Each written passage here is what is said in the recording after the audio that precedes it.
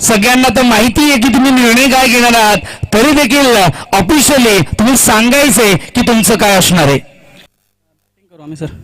Batting करण्याचा निर्णय घेतलाय. आज रात्रीपासून आम्ही पाहतोय, तुम्ही जेव्हापासून आलाय त्यापासून प्रामुख्याने तन्मय बांगरे असतील, तू स्वतः कर्णधार आहे आणि कर्णधार captain should be the best player of the entire 11. त्या पद्धतीने बघितलं तर तू खतरनाक आतापर्यंत लीड केलंय आणि असं असतं ना, तन्मय बांगरेची तुला साथ मिळते या मॅच मध्ये. जर बघितलं तर मागील मॅच ज्यावेळेस झाली होती त्या मॅच मध्ये कुलवंतनगर संघाने देखील खूप चांगली नव्हे तर खूप जबरदस्त कामगिरी केली. 45 धावा चेस केल्या होत्या. अशी असणारी टीम समोर आहे की ज्या टीमकडे पण तुमच्यासारखेच गोलंदाज आहेत. प्रथमतच तुम्ही खेळणार आहात, कारण डोकाम ग्रामीण क्रिकेटची ही टीम आहे. एकंदरीत कशा पद्धतीने हे टार्गेट किंवा कोणतेही टार्गेट तुम्ही लावण्यासाठी कसं लावणार आहेत?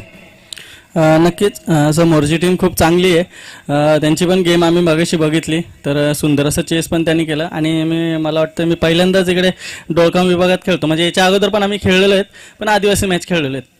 तर नक्कीच आम्ही काय असं मनात टार्गेट नाही फिक्स, जेवढं जास्त रन करता येतील तेवढे आम्ही करू. डे आणि नाईट यामध्ये कोणता फरक जाणवतोय? कारण रात्रीमध्ये एवढे षटकार येत नव्हते, दिवसा तुम्ही मला वाटतं भरपूर षटकार मारलेत. काय फरक जाणवतोय? थोडा फरक आहे. कसं आहे, रात्रीचं थोडंसं आपल्या इकडच्या फिल्डरला थोडंसं अवघड जमतं, कारण आपण जास्त नाईट टुर्नामेंट खेळत नाही. आणि मला वाटतं पहिली टुर्नामेंट असेल ही की डोळखाम विभागाच्या असोसिएशनने ठेवली आहे मॅच, तर त्यांचा पण मी आभारी आहे की एवढी मोठी टुर्नामेंट ठेवली. आणि जी लाईटची व्यवस्था केली. चला, थँक्यू. कुलवंतनगर संघ जास्त प्रश्न विचारणार नाहीच आहे तुम्हाला, कारण समोरची टीम ने टॉस जिंकला, बॅटिंग घेतली आहे आणि प्रामुख्याने आक्रमण करण्याचा त्यांचा प्रयत्न असेल. तुम्ही त्यांची बॅटिंग बघितली, सगळं बघितलंय. आता परफॉर्मन्स कशा पद्धतीने देणार आहात, काय स्ट्रॅटेजी असणार आहे जिंकण्यासाठी?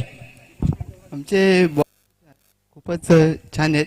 आम्ही त्यांना 30-40 धावांच्या आत 30-40 धाबा एवढा रोखला तर निश्चितच तुमचा विजय देखील होऊ शकतो. No doubt biggest grand finale या ठिकाणी पाहायला मिळेल. मी मॅन ऑफ द मॅच साठी या ठिकाणी आमंत्रित करतोय संदीप दोस.